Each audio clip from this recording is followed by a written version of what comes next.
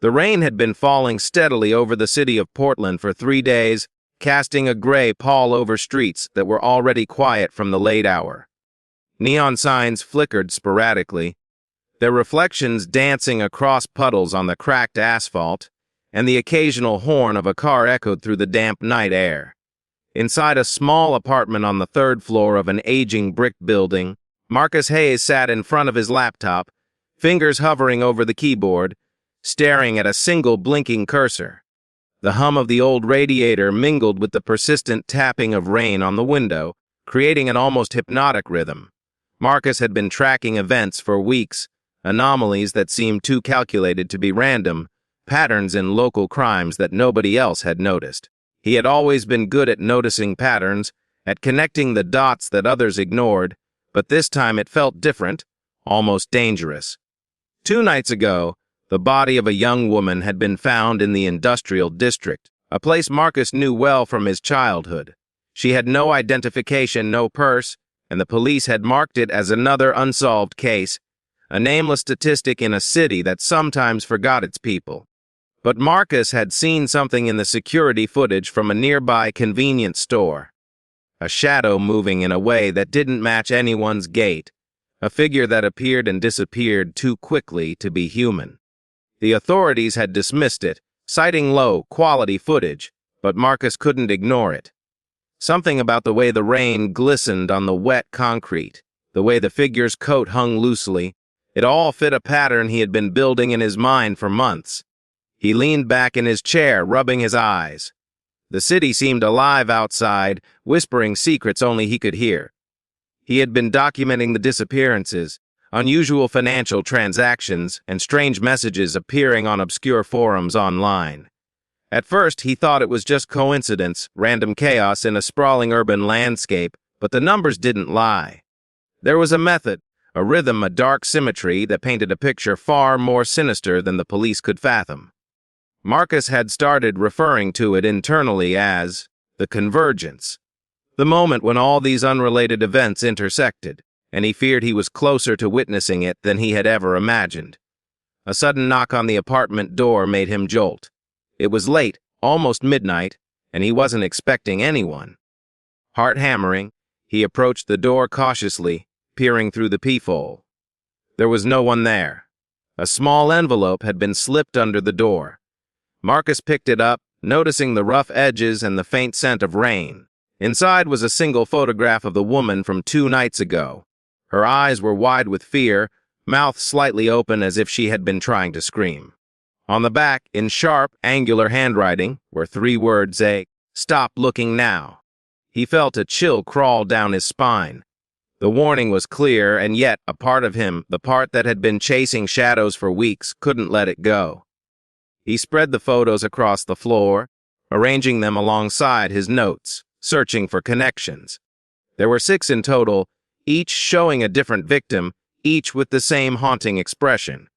It wasn't the physical injuries that unsettled him, it was the look in their eyes, a mirror of terror that seemed to transcend the moment they were captured in. Marcus turned his attention back to the laptop. He had traced financial transactions, obscure messages on encrypted apps, and cross-referenced them with public CCTV footage. There was a pattern, a chain of events linking people who, on the surface, had no connection whatsoever. The more he dug, the more it felt like a puzzle being deliberately left for him to solve. Someone or something wanted him to see it. Hours passed. The rain outside slowed to a drizzle, and the city began to awaken with the faint hum of early morning traffic. Marcus's eyes burned from staring at the screen, but he refused to stop. At some point, he began to see shapes in the numbers, faces in the graphs. And then, suddenly, the system went dark. The laptop screen flickered, displaying a single line of text, "Why you scold IAE sto PE." Panic surged. Marcus yanked the power cord from the wall. There was silence, save for the rain and the distant sound of a siren wailing in the foggy morning. He knew he had no choice. This wasn't just a case, it wasn't just numbers.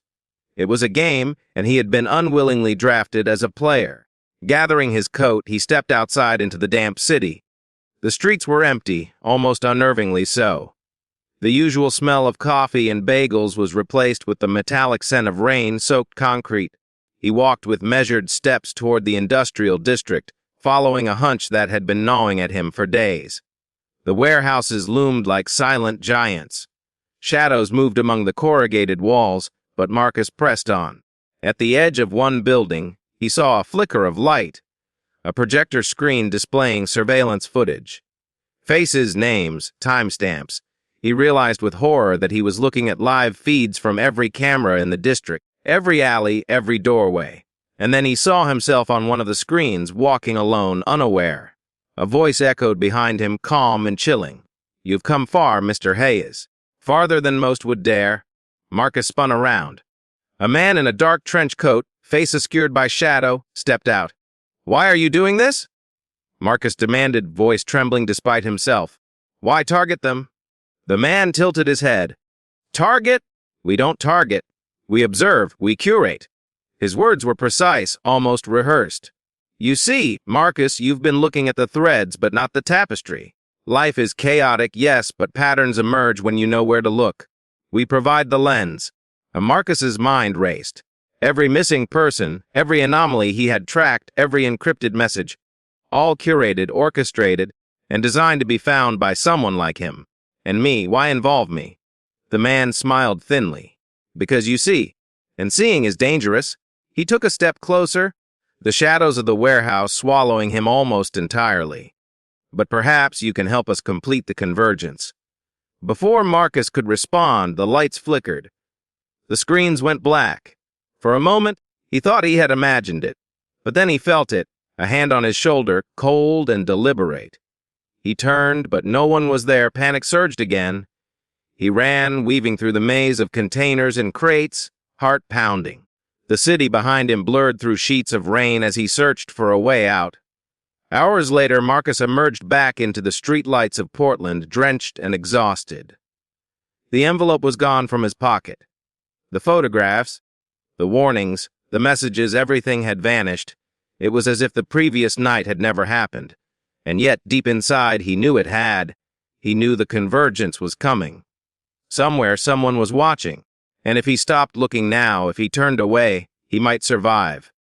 But he also might never know the truth.